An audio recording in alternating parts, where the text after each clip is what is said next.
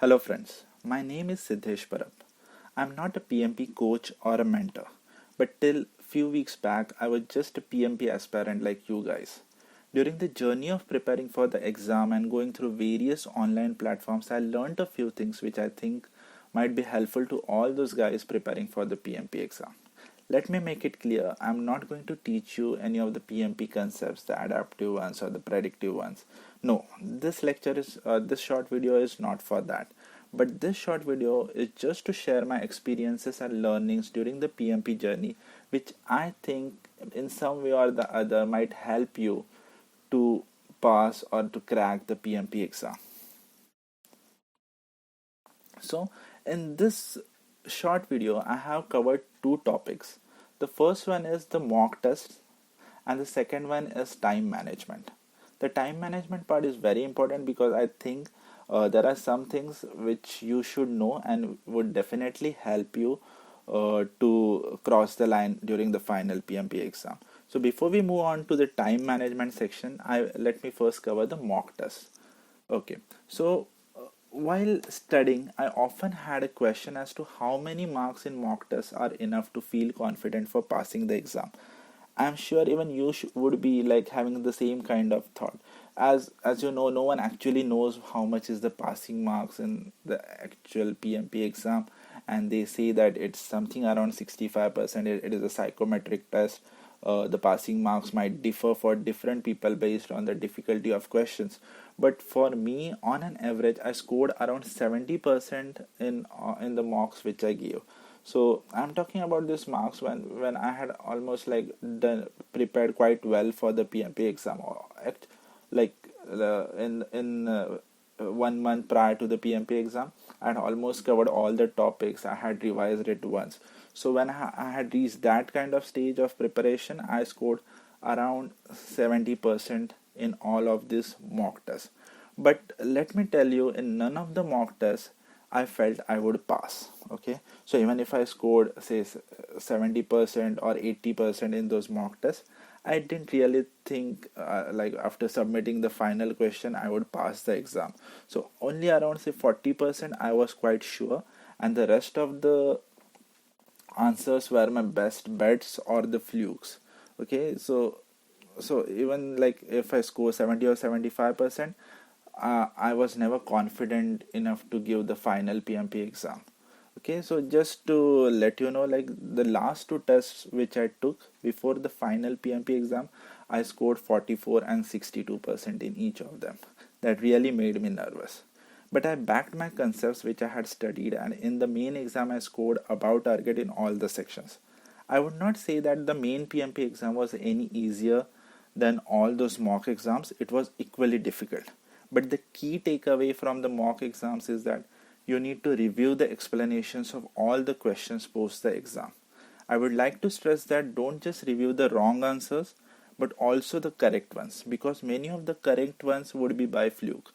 I made a note of all those learnings I got while reviewing the answers on the mock exam and reviewed those notes at least 2 to 3 times. It helped me bridge my learning gaps. And believe me guys that those learnings, like there are many Udemy courses like Udemy mock exams. I can share the link with you in the if you need, just let me know.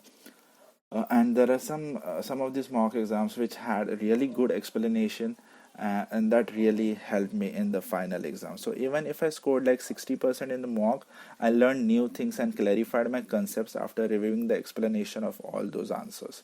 Usually I solved the mock exams in 2.5 to 3 hours. You guys might know the actual exam is 3 hours 50 minutes, but I mostly and I never took like I more than 3 hours in the mock exams which I appeared for.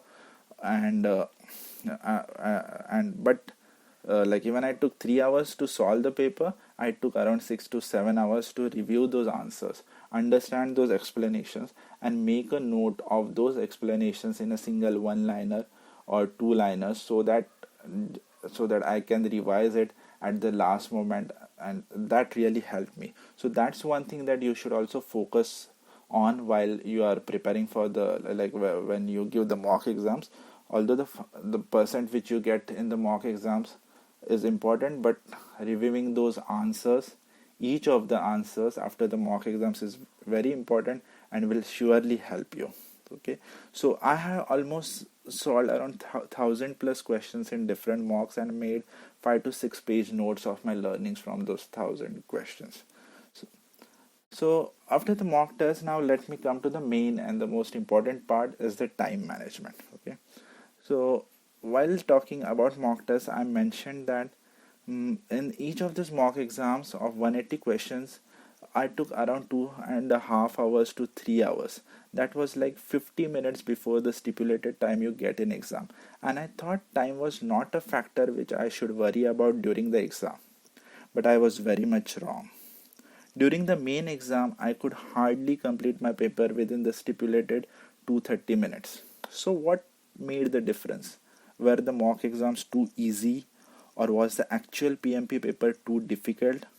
No, that was not the case. The difference was the mindset, and you should pay attention to this mindset changes, the mindset difference that would be there when you solve a mock exam and when you appear for the actual PMP exam. When you appear for the mock exam, there is nothing at stake. There is no exam pressure. So during mock exams, I just read the question and the options and selected the answer which I thought is the best option and moved to the next question.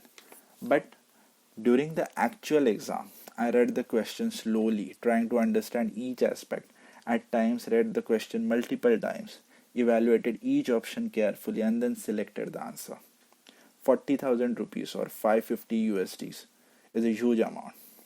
And the additional pressure of not making silly mistakes, which I often did during mock exams and unearthed them only while reviewing the answers, added to the pressure. Okay, so I did not want to make any of those silly mistakes which I did in mock exams. So I tried to review each of the question, go in depth of those questions, and ultimately I was losing each second or each passing minute. So that was a major difference while solving the mock exams, and I'm pretty sure like even you guys would certainly face that kind of issue. So within the first 10 minutes I knew I'm in trouble. In mock exams usually in 10 minutes I could solve 12 to 13 questions, but in actual exam I was just hovering around the 7th or 8th question at the end of the 10th minute. I knew I need to speed up. So to speed up things, I started marking questions for review, which was my second mistake. Yes, I started flagging questions for review whose answers I was not sure of. And at the end of the 60th question, that is the first section, so at the end of the 60th question, I had almost 30 questions flagged for review. Let me take a break here and tell you the exam is divided into 3 sections of 60 questions each. Many of you might know it already. And once you submit the 60 questions, you cannot come back and review them. You have an optional 10 minutes break after each 60 questions set, which I suggest you should take because taking breaks helps you keep the brain fresh and will help you concentrate during the later part of the exam and will not let the exam fatigue take you over. There are different theories from different renowned coaches on how to divide time. Okay, some say like for the first section you give 60 minutes, the next section you give 70 minutes, and the last section you give 80 minutes. The different permutation combinations, but personally I chose the 80-75-75 formula, which means 80 minutes for the first section and 75 minutes each for the remaining two. The reason being for the first section, you will the reason being for the first section I kept more like 5 minutes more, because you need to get yourself in the gear, you need to adapt to the environment and the mindset. So I gave an additional 5 minutes to the first section to make myself comfortable. So getting back to my exam experience, it had already been 70 minutes, 70 minutes, and I completed the 60 questions with 30 questions left to review in another 10 minutes. Okay, so another 10 minutes, why did I say? Because I had set 80 minutes for my first section. So 70 minutes had already passed by. I had completed my 60 questions, and now in the remaining 10 minutes I had to review the 30 questions. Now the problem with reviewing the flagged question is that if you are marked for just for example like question number 12 for review, and after 60th question when you turn back to the 12th question, you no longer remember the head or tail of the question. and you end up reading the entire question and options again and spend another 1.5 minute at minimum to understand the ask. So in the next 10 minutes, I hardly could review 8 or 10 questions. Okay. Moreover, I observed that for most of these questions, although I was not confident of the answer which I had selected earlier, even after reviewing the question again, I couldn't think of a better answer, so I stuck with the answer I had selected originally. At the end of 80 minutes, I decided not to review the rest of the questions. Like I had marked 30 questions for review, but I could hardly review 8 to 10 questions. So because I did not want to have a domino effect of delay of my first section on the other sections, and submitted the first set of 60 questions at the end of the 80th minute. One thing I would like to tell you is that even if you are not sure of any answer and are flagging the question for review, do not leave any question unanswered. Select the best answer you think of and proceed. Okay, so at the end of first section, I felt really down. Firstly, because the questions were tough. Secondly, I understood I had underestimated the time factor. And thirdly, I couldn't review all the questions. But I utilized the 10 minutes break to draw a strategy for the next set of questions. So one thing, like the first strategy I decided to apply for the second section was that if you think you are in control of time, spend a few seconds more on understanding the question at that particular time rather than spending whole 1 odd minute again during review. Okay, and the second strategy which I thought of was like mark a question for review only if you think there are more than one option which are very close to be the best answer, and maybe you have not understood the question well, or and like you do not want to spend more time understanding the question at that point of moment. So if it is confusing what I just told you, I would just like to give you an example. For example, if you have a question like who won the Euro Cup, football Euro Cup in 2021, and you have doubt between Italy or England. So there is something like I know that I might know the correct answer. I just need some time, or I need to read the question again or the options again. I can come to the correct answer. So you need to identify such questions where you think giving more time or reviewing can lead you to the correct answer. But if there is a question like who won the hockey world cup in 1956, or who won the baseball championship in 1956, where you know that like even if you give another 5 minutes or another 10 minutes, you might not land up to the correct answer, or whatever answer you have selected at this point of time, you don't think there is any other option or any other answer that you would change to after reviewing. So do not mark those questions for review, because even if you mark those questions for review and again spend 1 or 2 minutes, the chances are that most likely you will not change your answer and stick to whatever you have selected at the first time itself. Okay, so during the second section, I marked only those questions for review which I genuinely felt needed more attention to understand them completely. Using this strategy, I marked only 12 questions for review.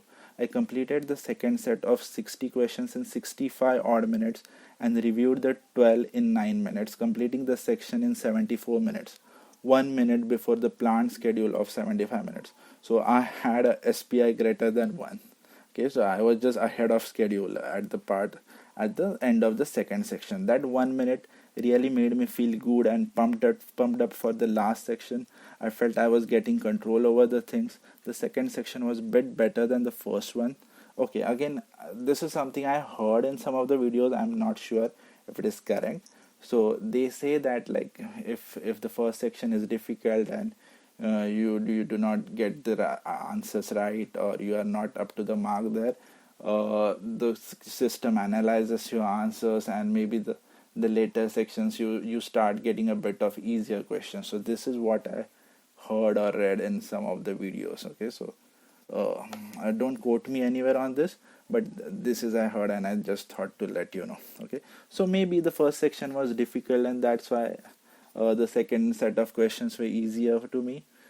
Okay, so leaving it that over there. So I followed the same strategy of third section. I had 76 minutes on clock, and I completed the 60 questions with 8 minutes to 8 minutes with 8 minutes left, and 15 questions to review. I could hardly like review 8 odd questions, and boom, the screen got refreshed.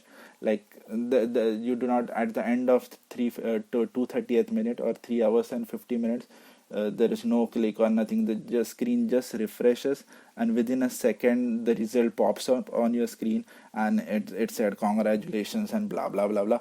Frankly speaking, couldn't even read anything. I just read congratulations, and I was happy, like, okay, this word congratulations has come, means I must have surely passed the exam.